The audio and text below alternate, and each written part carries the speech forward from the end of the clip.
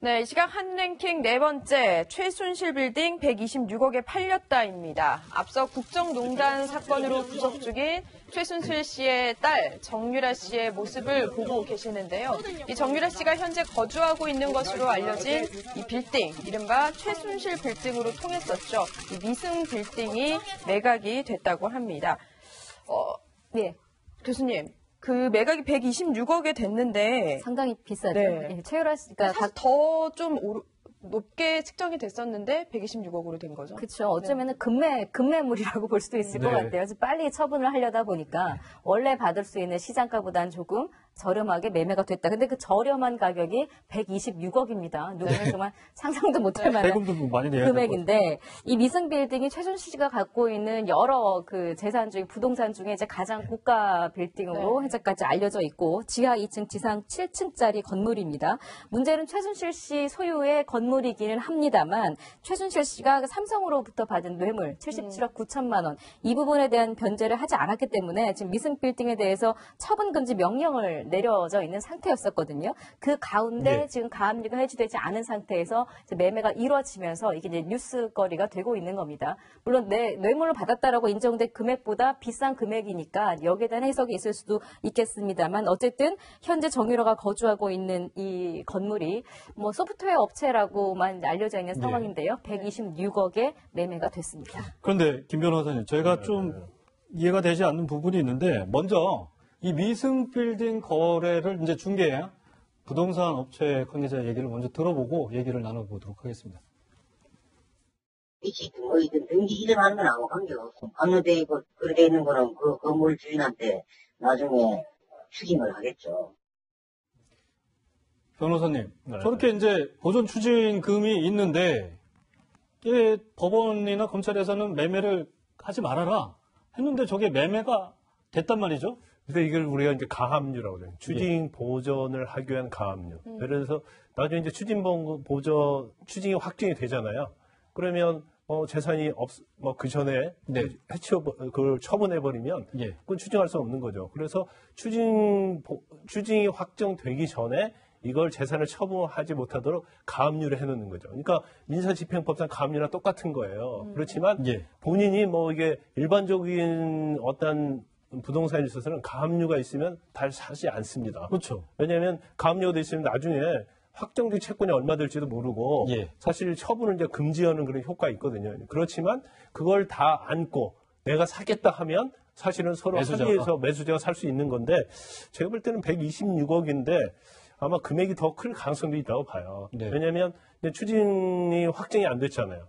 결국 이제 대법원에서 추징이 확정이 될 판인데 그러면 77억 9천만 원이 전체적으로 추징금이 확정이 될 것인지 아니면 더 깎일 가능성도 뭐 배제할 수는 없거든요. 그러면 부동산을 매수하는 측에서 일단 126억을 주고 나중에 추징금이 확정이 되면 그때 정산을 할 수도 있고요. 또 경우에 따라서 이제 공탁을 하면 또 가압류 자체를 해지할 수가 있어요. 그래서 이제 내부는 모르겠어요. 이제 매매 거래가 어떻게 됐는지 모르겠지만 아마 제가 알기로는 미싱 빌딩에 지금 추징 보전 명령과 관련된 가압류가 한 건이 있고 또 가압류가 있다고 알고 있고 8천만 원짜리가 있다고. 그다음에 또 아마 세금 안 낸 것이 체납에서 또 거기에 압류가 또 붙어 있는 걸로 알고 있거든요. 그렇기 때문에 아마 그 부분을 나중에 이제 정산을 하기로 하고 아마 매매가 이루어질 가능성이 크다 이렇게 봅니다.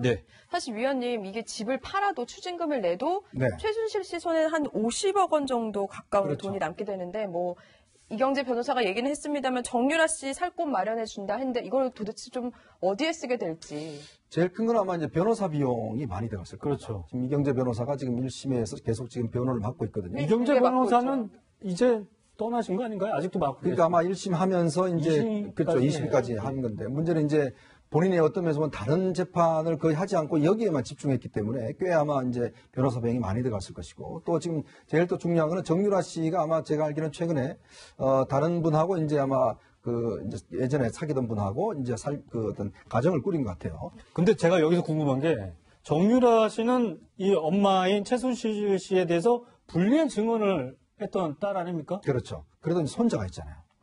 손자가 있으니까 사실 어떤 면에서 보면 이게 뭐 어떤 면에서 보면 참 부녀지간의 관계 자체가 이게 뭐 끊을 수 없지 않습니까? 그래서 집을 또 마련해 그렇죠. 그러다 보니까 왜냐하면 또 손자가 살아야 되고 또 이제 아마 최순 씨가 그것도 그 이야기를 많이 했어요. 손자에 대한 어떤 걱정을 굉장히 많이 했어요.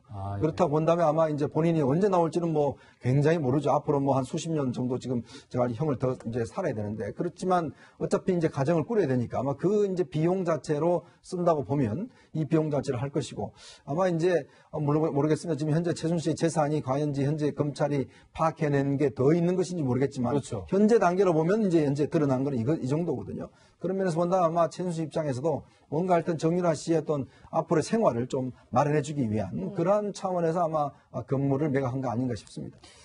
네, 알겠습니다. 최순실 씨 현재 이제 남부구치소에 이제 수감 중인데 설 명절입니다. 저희가 구치소에 이제 수감되어 있는 과거 정부 주요 인사들을 정리를 해봤더니 김경수 경남지사가 최근에 이제 서울구치소에 있게 됐고요. 또 다른 구치소에 서울 동부구치소죠. 네. 이명박 전 대통령을 비롯해서 김기춘 비서실장 그리고 서울 남부구치소에는 최순실 씨와 함께 안희정 전 충남지사가 어제 이제 법정에서 구속되면서 구치소에서 이번 설 명절을 보내게 됐습니다. 네, 안타깝습니다. 세 분과는 여기서 인사 나누도록 하겠습니다. 감사합니다. 고맙습니다. 맞습니다.